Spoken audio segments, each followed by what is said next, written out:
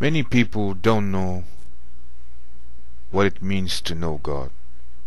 They think that knowing God means reading about Him somewhere, or having this kind of robotic process where we program our minds with different words. You see what I'm saying? And that's what people do, is they have the word, and some of them have the action. But you see, my friends, the heart is not involved. See, the place where God wants to live and abide is your heart. See, so what you have to do is you need to, many times I've been told to be still. You see, now many people don't understand what it means to be still. See, in another place it's written, be still and know that I am God. See, so in order to know God, we need to learn to be still. You see, so what you do to be still is to shut off your mind, is to focus on Jesus Christ. You see, is to learn to stop listening to all these other things, distractions that come into your mind about what needs to be done, who you are, what, all these other things. You see, and usually it's like all those voices in the beginning when you try and do, or you try and pray, or you try and seek God.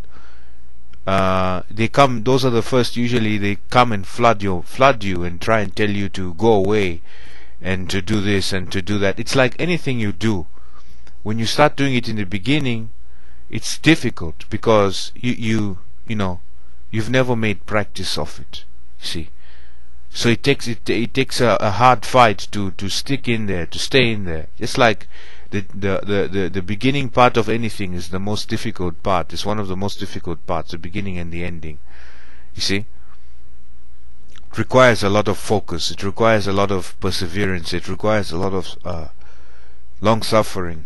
You see, so this is what it is, and you have to learn to shut off all those thoughts. Now that's very, very easy to do, really. The thing is that most people, they're so busy getting filled, and they have been filled to the brim, like overflowing coffee boiling, of the thoughts of the world and the programming of the world. You see, so you see, in the world, when you look at the things of the world, all these gizmos and even the computer, you press a button and immediately, things change. It doesn't matter how, what your internal condition is or anything like that. You see, doesn't matter whether you worship God or not. You push the button, the computer changes. You see, it changes the screen. So this kind of thing doesn't happen with God.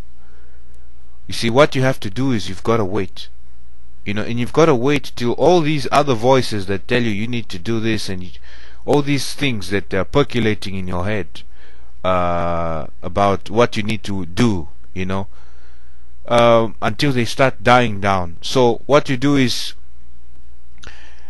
you focus on your inner man, you see, and you direct your inner man towards Jesus Christ, you see, and you stop filling yourself with all these things that the world is trying to fill you up with, what you see and what you hear, especially physically. You see what? Because you fill your heart, see, with what you see and what you hear, and all the senses. That's what you're filling your heart with.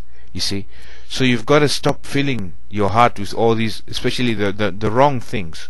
You see, because when you start filling your heart with the wrong things, then it takes the place that the Spirit of God is supposed to take.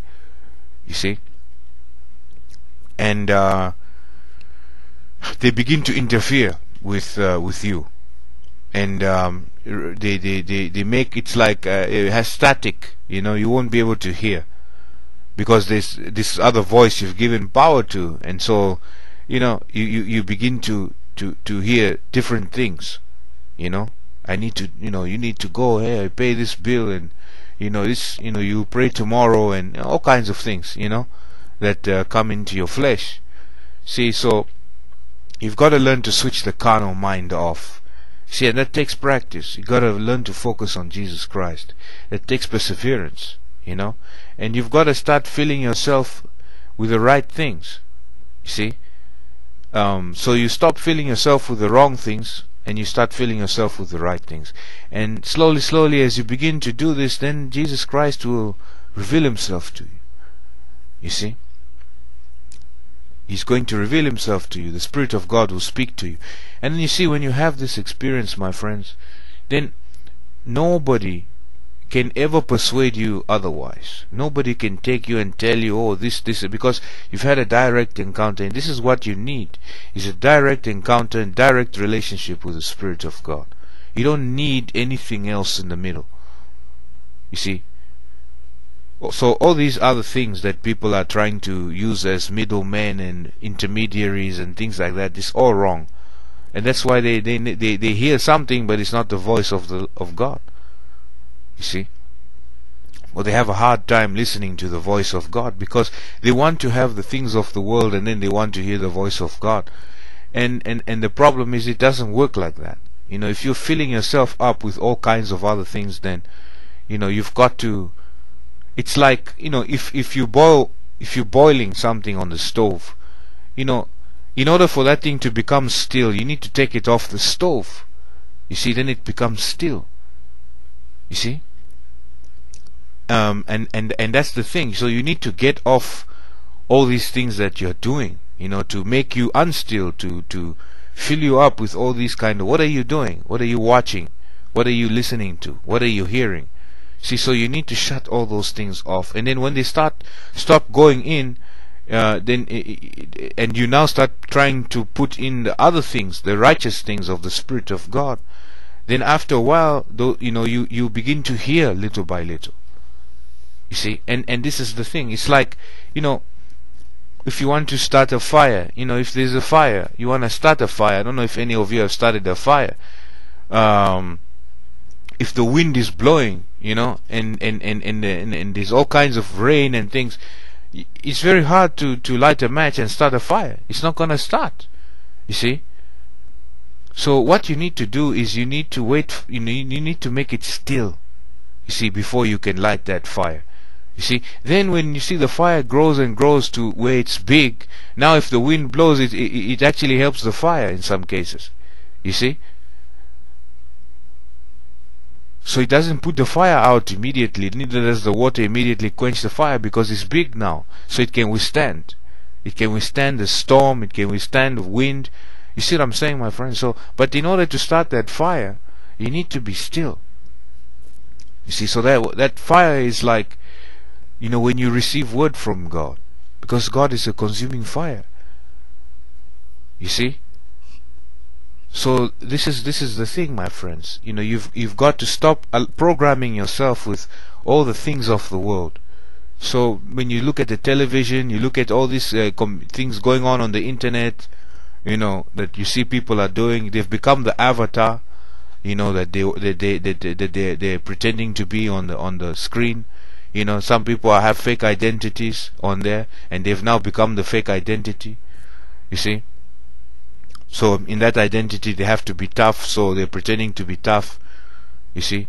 But in the reality is that, you know, if they were to meet you in person, they, you know. So this is the thing, my friends. The people, they're lost in all these artificial worlds, you see, and then they try and relate to God with what is inside them, you see. And God looks at you, who you are inside, your motives, your intentions, your desires, what you are within your inner man, your inner being. You see? But that's the thing. And so that's what matters, is who you are within. You see, you can fool everybody else. You can fool yourself. You know, when you look at the mirror, you can fool yourself. But you can't fool God. You know? And so this is why, you know, we need to start, you know, if you want something, you know, you've got to go for it. So you have to start limiting many of the things that you're doing. See, sometimes when you hear some conversation, you don't need to be a part of it, you know. You can stand there and shut your ears, you know. sometimes you can have to walk away and say, excuse me, I gotta go do this. You see, sometimes you've got to lose something, and so this is what it is. So the internal condition of who you are, it matters the most, because if we are filled with the worldly thoughts and ideas, motives and intentions, then we won't hear the Spirit of God. You see? So it doesn't matter what you do on the outside with your mental process. You start reciting prayers and putting on a show, getting into a frenzy because you've copied it from somebody else. I knew people who used to copy the sermons of some of these big preachers and memorize them word for word, and then start reciting them, and then stirring up all the emotion, and it's all a show. You see, and then they would preach like that, they would pray like that. Sometimes I went to some prayers where people were praying these prayers, and I'm listening to them, and this has got nothing to do with the Spirit of God. This has got to do with ego and the flesh. You see, so there's no part in that. You've got to go away from that stuff. See, that's got nothing to do with knowing God. That's knowing worldliness and your flesh and carnal thoughts. See, so that's the thing. Are you putting on a show, my friends? Are we putting on shows? Copying and pasting things so that we can appear to be righteous on the outside. You see, we're reading something in a book and then doing something, but our inside we don't have any wisdom, any understanding. The heart is not involved. So what is that? That's just an automaton. It's a robot. You see, you're programming it in the head, and then it does something, but in the heart it's got nothing. It's dead. You can hear the wind blowing and the echoes because it's empty. You see, so my friends, in order to know God, you see, we need to start breaking away from the things that we fill ourselves with, and then go and spend time with the Spirit of God. You see, am I saying that you need to be able to? People, they lose their focus because you become what you are around all the time. So you become like the screens that you're around. You become like all these different things that you're around. You're changing the channel on the television every 5 seconds. You're changing it. That's what happens in your mind. It becomes programmed to instantaneous response. You see, like a video game. You're pressing the button every 10 seconds. You press it. I don't know how many times. So that's what happens in your mind because it doesn't know how to be still. You see, and then people justify not being still. They'll give you all the theories, and psychologists and economists and businesses and will tell you, hey, everything is okay. That's how it is. Hey, video games are good for you. It's been shown that a study said this and a study said that, and you see. And that's the thing. People are lost in the mayhem. This is a whole cacophony, all kinds of noises inside people's inner beings. See, because that's what they're filling themselves with. You become what you're around. What you fill yourself, allow yourself to be filled with. You see? So that's the thing, my friends. You can't expect to hear from God if you're not doing certain things that you need to do. See, you've got to go away from all these kind of distractions. Otherwise they'll begin to overwhelm you. You see? So those are some of the simple things. You've got to get away from all these contraptions that they call wisdom in this world, and go and be still. You see, once you receive from God, then it will change your life, my friends. When you receive revelation from God, when you receive word from God, when He gives you a dream or gives you a vision, and you know that this is from God. How can you know? You see, the only way you can know is when you spend time with God, who is going to make you know. You see, and that's the most important thing, is that these are the things we need to do to know God. You see, my friends, these are the things we need to do to know God.